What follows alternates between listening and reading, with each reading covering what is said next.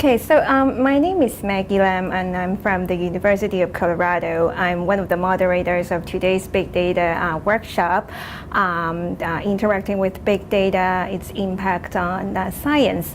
So here with me today, an expert in cardiovascular medicine and data science, Dr. Karen Ross from Georgetown University. Hi, yes, I'm Karen Ross from the Protein Information Resource at Georgetown University Medical Center, and I'm going to be speaking in this afternoon session about our work on integrating biological knowledge maps with omics data sets to learn about both cardiovascular disease and also gain insight into other kinds of diseases. Over the past few years, we've seen an explosion of data in terms of size and complexity and dimensionality. And I think a lot of our audiences would be very interested to know how these data is transforming cardiovascular medicine, both in terms of basic cardiovascular research and cardiovascular precision medicine. And so let me start this discussion by asking you this question. So how does big data impact your work, maybe especially in relevance to the work that you're going to talk to us about today? In our work, we focus a lot on trying to capture biological information that's in the scientific literature. Sometimes I like to think about the scientific literature as a large, big data set all on its own. And the accumulated knowledge of 100 years of scientific research is there, but it's not always easily accessible to researchers because it's very intimidating to do a PubMed search and have 100,000 papers returned. So we develop automated natural language processing tools that can help to extract particular biological entities and relationships of interest from the literature.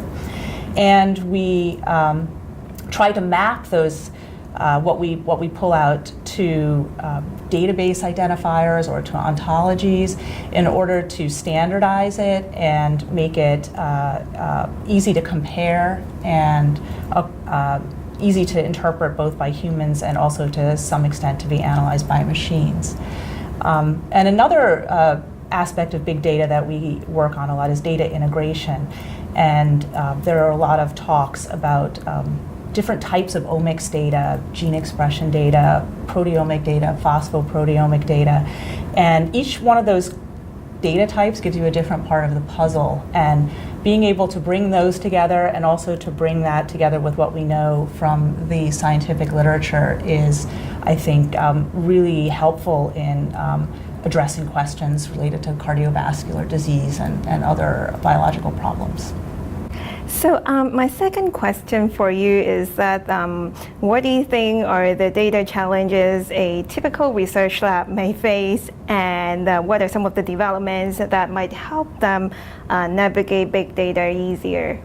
So one of the things that we think a lot about in our work is this concept of what's called the FAIR principles, and it stands for findable, accessible, interoperable, and reusable. And those are the guiding principles for good big data stewardship and reuse. And so a lot of our work is aimed at trying to make it so that someone who is a domain expert, so someone who has in-depth biological knowledge of a disease, can take advantage of big data. And it's not always so easy. For example, there are data repositories out there.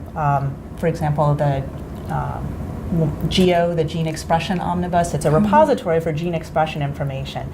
And the existence of that repository was a huge step forward in making big data sets publicly available, but it still requires a lot of specialized knowledge to be able to use it. You have to know how to normalize the data sets, you have to know when it's appropriate to compare them, you have to know what the different storage formats are and how to use them.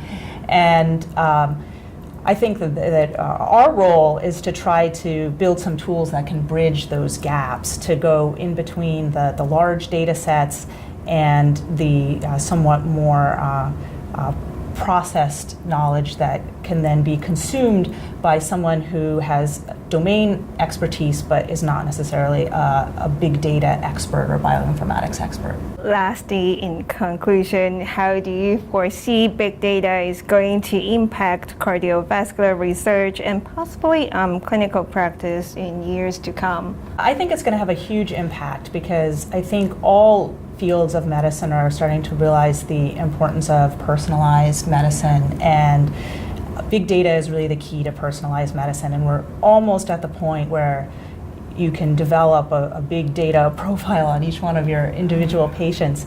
And I think what we're learning as we start to do this is that diseases are more heterogeneous than we thought. There's a lot of individual variation between patients who are supposed to have the same diagnosis.